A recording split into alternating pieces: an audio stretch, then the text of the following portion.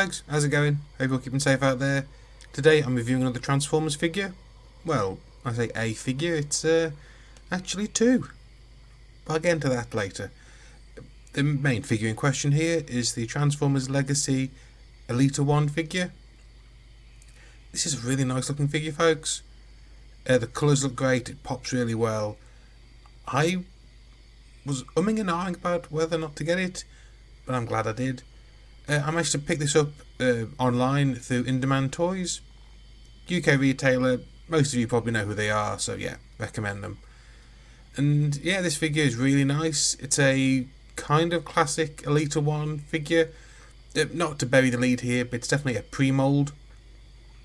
By which I mean it's a character where they've released this character with this mould, even though the mould is definitely meant for another character to be released later, which I also picked up.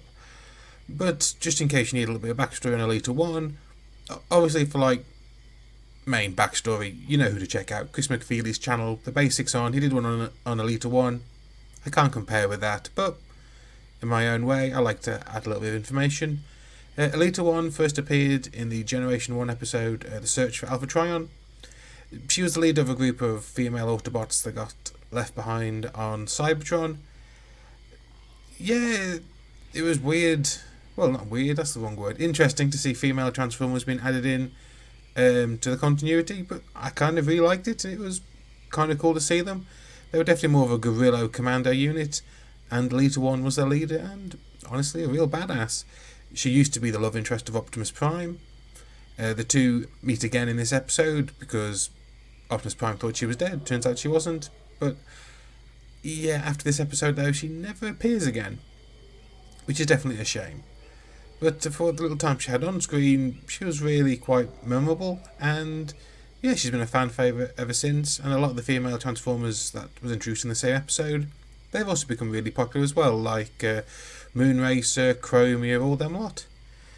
She didn't get an original figure, so obviously they didn't bring her back for the cartoon. Though she did reappear in a cartoon in the Netflix Siege series. Yet again, love interest of Optimus Prime, and in this one she was another just fantastic soldier. And yet again, she stayed behind on Cybertron when Optimus Prime left to, continue the fight while he was gone. You've got your mission. And now I've got mine. Go. Of course, they did this mainly so they could sell a toy of her, and they did make one. It was a repaint of the Earthrise RC figure, which, if you've seen my review of it, you know my feelings on that toy. It looked okay. I was never tempted to pick it up because, well, for one thing, it was completely the wrong colour. She was pink in the show, and this is red and orange, and hearing aid beige. It wasn't a great looking figure in my opinion. And to be fair, she's not really had many great figures. They've normally just been repaints of other Transformers or really crappy movie tie-in ones, but nothing really great. The last really good one I think she had was that one in Power of the Primes. Turned her into a jet because it was a remold of the Starscream mold, and she transformed into, as I say, a jet and also a combiner torso. So you could, if you want, to make a female combiner, which was kind of cool. Yeah, and also in comic books, she's appeared in the IDW ones. Originally, she was a captain/leader of a Titan, which transformed into a prison that held one of the 13 Primes as a prisoner. Then when that all went to crap, she ended up on Cybertron and tried running for political office. That didn't quite work out. And in the more modern, the 2019 onwards IDW universe that's just come to a close, she was a member of the Ascenticon Guard, kind of like the Proto-Decepticons, though eventually she realised what was going on and left them. And yeah, that all brings us up to date with kind of the background of Elita-One in a really, really sort of quick way. This figure is just great. I mean, look at it, the colours really pop. I like the mix of peach, pink, bits of red, the white, all the colours just really meld really well. I had this transformed slightly differently to how it's supposed to be. Just, as I say, it's a pre-mold for another figure, and part of that has the sort of the front bits of the vehicle mode sticking up over her shoulders. It works for the other figure, but not for this, so I just keep it down and turn it into a tighter backpack, which I think works out a lot better. It's articulated really well. It's a modern Transformer, so it's got like damn near Marvel Legends levels of articulation, universal shoulders and hips, really good joints at the knees and elbows, wrist swivels, waist swivel, slightly limited ball joint on the neck, and ankle tilts. So yeah, all in all, really great. As far as accessories go, it comes with a pair of blasters. They are cast in this transparent blue energon effect plastic. Bit of a pain, I'd rather she had proper guns. But the sculpt wise, they were really nice. Kind of tempted just to spray them like black or gunmetal just to make them less toyish, but they still look quite good. And as a nice bonus, they are Blast Effect Park compatible, so got that going for it. Yeah, and as I said, she's a really nice figure. Normally at this point I'd transform her and show you her vehicle mode, but instead I'm actually going to show you the toy she was actually originally meant to be, or rather should I say this mould was originally meant to be, and I can compare the two in robot mode before getting on to transforming them. Now this mould was obviously intended to be Minerva from Transformers Master Force, and as you can see it really works really well as that character. The white, the blue, the red and a little bit of grey and the orange face just all work fantastically, and it's a great representation of the character from the Master Force show. Now you might be thinking, what's Master Force? Because obviously for those who don't know, it's a Japanese series, the one that came after Headmasters, which in turn came after the end of G1. The character is actually a human being who ends up working with the Autobots in the show. They give her and two of her friends the ability to basically transform into Headmasters, as they refer to them Headmaster Juniors because they're only kids. And yeah, her name is Minerva, so that's also the name of her when she becomes an Autobot. She becomes the Headmaster to it's not an ambulance, it's more like a first aid response vehicle. I think it's a very Japanese type thing, but it was a nice thing to see, and it was great to have a really quite unique female Transformer in the Japanese show. Her and the team were less combatants, more of a rescue team, so it made sense for them to be like an ambulance-ish 5-engine and a police car, and they were a nice part of the show. I really liked it.